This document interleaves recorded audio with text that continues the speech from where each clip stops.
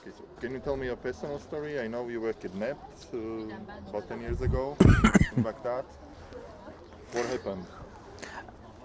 I born in Baghdad and ordinate in Baghdad, and actually it was not just the one of the tragic story. And I never talk about my story. It was happened in 2006, but I keep silent for a long years.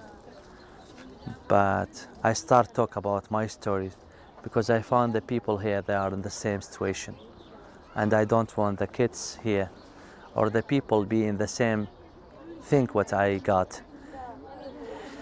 That's why before kidnap actually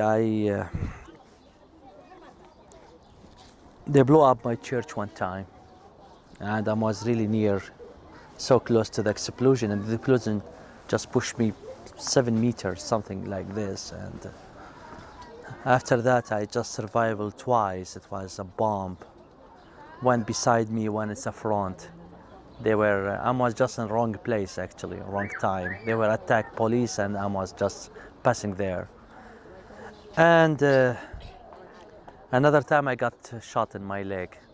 The people they were dressed like we call them Jaish al-Mahdi's militia, belong to Shia, but they were military uniform, but they wear a black T-shirt, and they arrived to the church and start shooting, and they shoot me in my leg. After that, I was after the mass on Sunday visiting a family, and I was on the highway, and immediately they closed the highway, and I just found that my car surrounded by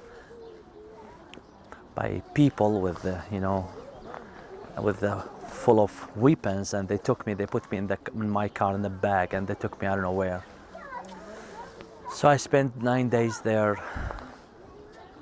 I cannot see anything, chain in my hands, and the first day when I just arrived, one of them he bit me and something, so I feel there's a lot of blood, and they broke my nose, and they let me without water 4 days, and they were really horrible times because when I was thirsty, and everyone just passed in my mind, like my mom, my sisters, and everyone just when he's passing my mind, he just asked me the same question. Abuna kibit mai, that mean, Father, do you need water? Some water. And so after the day, the fifth, so they bring water, and they told me, do you need water? And I told them, no. Actually, I was looking for, but. And the sixth day, actually, it was negotiated to pay money and to let me. Hey. أهلا. And so they let me talk with another priest for negotiated to pay money and let me free.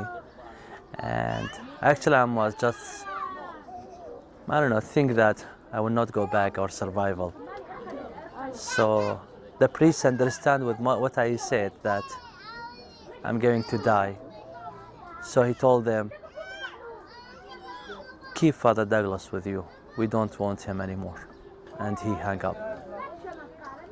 So I don't know what's happened actually, what they were talking about. So they came and they beat me a lot. So they broke my teeth and they used hammer, and also they beat me in my back, and that's why I went after to the German for surgery. And what was the ugly things when they use, bad words, that words touch or talk about, the people you love, and when they mention them as something cheap. So after 9 days there, actually, during the day I was like spiritual advisor to them, and during the night they used to beat me. And also they use Quran. They pick one of the Quran channel just to showing that they are they make the they make the voice louder.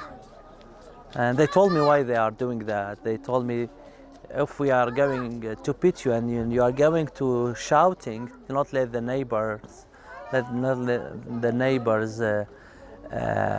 hear your voice, and also to showing to the neighbors that we are really believers, Islamic believers, you know. With the practice, we are listening to the Quran channel all time. But after that, they stopped doing that because I never shout. And one time they told me, when we kidnap people, they were begging us just to have, you know, anything. I know I was like strong or stupid. I told them, actually, I'm here with you like a picnic. So what you want to do. Because the difference between us and you, death is mean to you, it's the end. To us, it's just the beginning. So they told me, of course, they beat me and with bad words, and they told me, just stop talking about stupid things, we cannot understand it. So after 9 days I was free. That's why I start talk about my story, and I never present my story as a hero. I'm just saying this is the normal, or this is the easy thing. What I got was the easy thing. How Islam, they are ugly. I born among Islam. They know them very well, very, very well. And actually I got a lot of Muslim friends more than Christian in Baghdad, because I born among them. So that's why when it's something touch with religion or with the tradition, they are never joke, always looking for revenge. They got a lot of faces. For example, in Western Europe, they showing the one of the faces, they are taking care about wives, taking care about kids. They are liars. They say we are taking care about system or environment. They are liars. And I believe that Daesh, ISIS, it is the right face of Islam. The pure face of Islam, Daesh. So actually, even if we are, what we got, what happened to us, horrible things by ISIS, but also let's see that we are a little bit lucky, because we show the right face of Islam to all the world. We took the dragon from the cave and we took him outside to the light, and let all the world see how it's the evil. So this is the face of Islam. Were there any other priests kidnapped or killed in Baghdad or in the rest of Europe? A lot. I lose one of the two best friends actually in Baghdad. One of them, he was my student in the seminar, Petit Seminar. Father Wasim and Father Thar. Father Thar, we were talk together, work together in the church court, and just in 2010, the terrorists get into the church and surround the people and start shooting, and they kill them immediately. No one can forget Father Wasim. He is angel actually. The only thing actually they kill us because we are just Christian.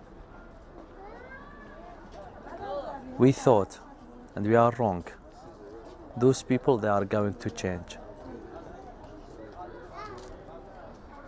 But actually, even never change.